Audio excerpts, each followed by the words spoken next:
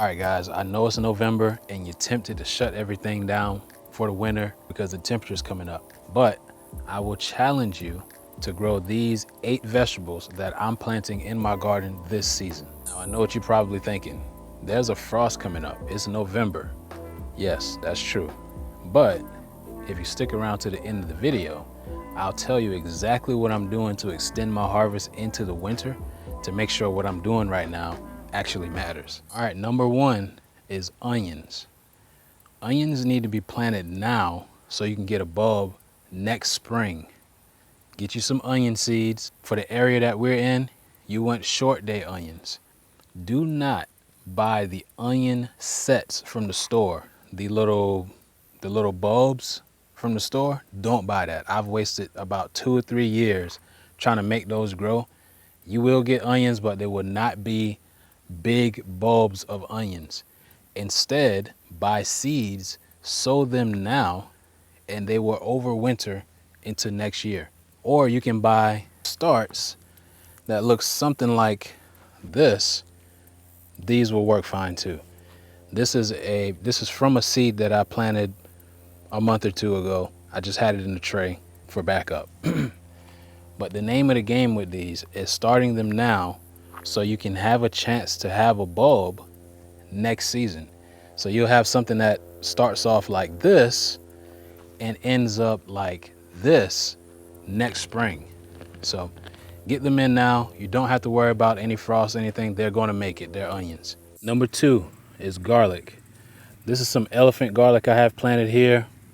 It's just simple as separating the cloves out, put them in the ground 2 or 3 inches, and put maybe an inch or 2 mulch on top.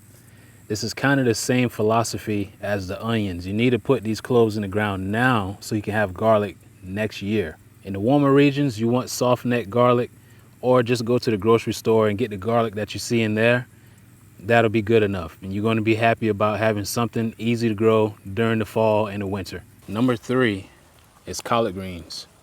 Everyone knows this time of the year, collard greens taste way better because when the frost hits, when we finally get one, when the frost hits, it turns the starches into sugar and you get a more delicious plant. But you want that to happen on mature leaves. If the frost hits and the collard green plant is not far along enough, it may kill it. We'll talk more about what to do about that later. But if you want to take advantage of that, go ahead and get them in now, sow them in the house now, and get them up to size so you can have a decent transplant. Or better yet, if you find someplace that has transplants like Tractor Supply or Ace Hardware, you may be in the game. So give collard greens a try. Number 4 is lettuce or salad greens. I have more lettuce, chard, winter density, arugula, all of that stuff ready to go in today. Lettuce is a good thing to grow during this time of the year because you don't have to worry about it bolting so quick. Usually during hot weather, which we kind of do have hot weather right now, but during hot weather, you may get a harvest and that's it, because after that it's gonna shoot up a flower stalk and your lettuce is gonna get bitter really quick. During the cooler seasons, you can get 3 or 4 harvests off the same plants, and that will extend your harvest. And of course, that's more efficient for you if you're selling lettuce. Also, less pests. If you're letting lettuce head up during the warmer months, you got to do a really good job with cleaning it out, because you're going to have all kind of little bugs trying to burrow their way in if you're letting lettuce turn into a head. Some lettuces are more delicate than others. Some can handle really cold temperatures, but for smaller plants, you may run into some trouble. If you can find transplants, that's good. But honestly, you can get lettuce to germinate. I've gotten lettuce to germinate in 2 days. So I may do a video on that as well. Also, any lettuce with red coloring in it can handle even colder temperatures. So that's just a tip as well. Number 5 is cabbage. Cabbage is one of my favorites during this time of the year, purely because of being able to avoid the cabbage moth and the cabbage worms. Man, during the spring, that will make you not want to grow cabbage. But in the fall, it's not so much of a worry. And when they're maturing into the winter, you definitely don't have to worry about that. If you're in a colder region, I would definitely try to go for some of the Savoy varieties. They got a little bit, they're like wrinkled on the leaves, something like a kale. It's something about that that allows them to handle very cold temperatures. So that may be an option for you as well. But I currently have 3 successions of cabbage. I have some with some heads on them. I have these that are kind of in the middle that are starting to want to form a head. And then I have some transplants that are ready to go in. I'll probably end up doing that today here.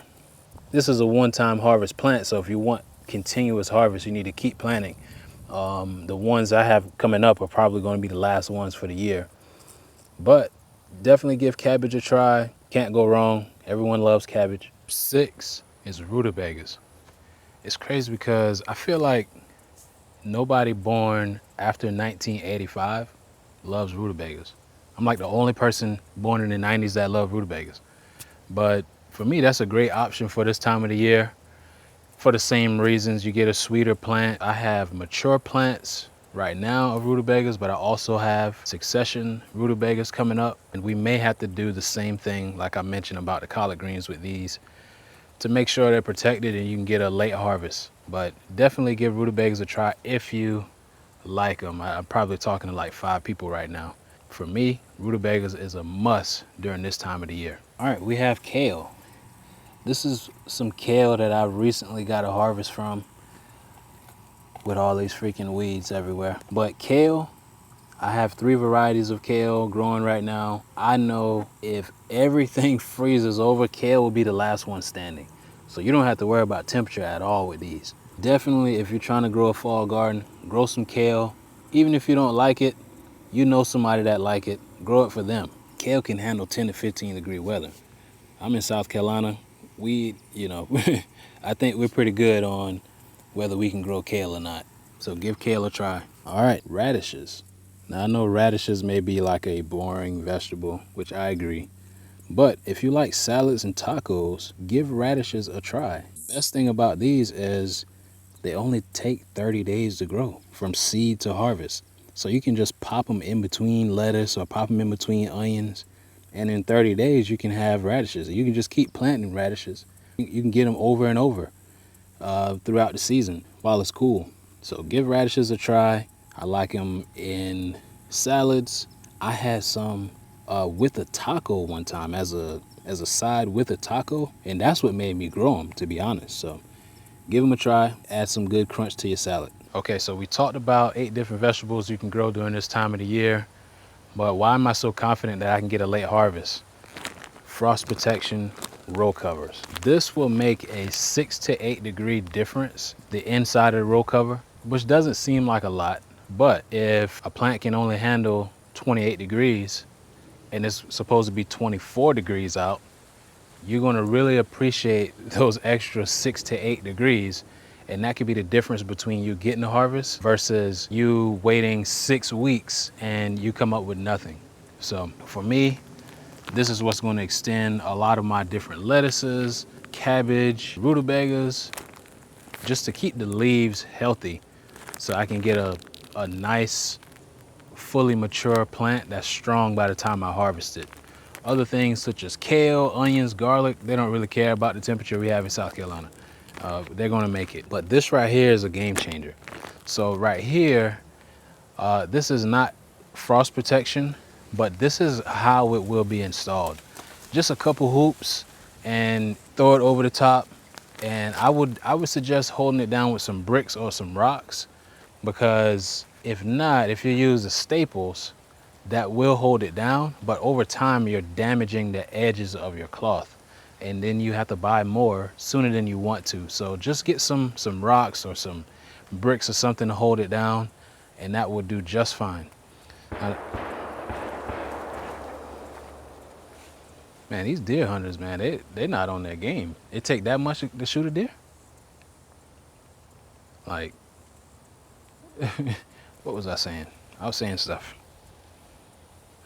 Yes, one important tip is to not let the row cover touch the leaves, because where the row cover makes contact with the leaves, that is going to be a spot where the leaves will be damaged if you do have a frost. So make sure you make your hoops big enough to not contact so much of the plant. If it's just the edge of the leaf, that's fine. The plant can bounce back from that. But for the majority of it, you want it to float over. That's why they call it floating row covers as well. You don't want it to touch. So make sure you implement this season, and you can get a harvest late into the winter. We're talking January, February, from the same plants that you plant now. All right, guys, that wraps it up. Let me know if you got any questions about any of this stuff. During this part of the season, you kind of have to think ahead a little bit more because you don't have as much time. But I would give some of these vegetables a try. For me, there's some good advantages to growing during this time of the year, but if you haven't done it before, I do understand that it can be challenging. So until next time.